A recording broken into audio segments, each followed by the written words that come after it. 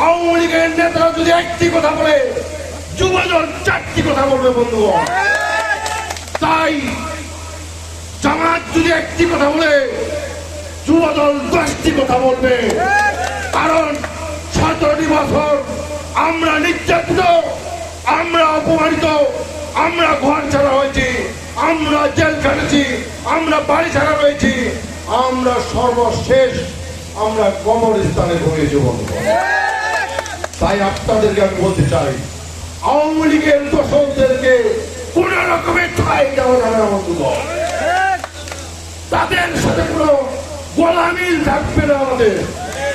আমরা লক্ষ্মীরাতে আমরা মিটিং করতে পারিনি, আমরা এই জায়গায় মিটিং করতে পারিনি। তাই তারা এখন ওই আওয়ামী লীগের নেতারা এখন কি হচ্ছে, জামাতে চলে যাচ্ছে। আওয়ামী লীগের নেতারা এখন এনসিপিতে যাচ্ছে। এই এনসিপির নেতারা বড় বড় কথা বলে,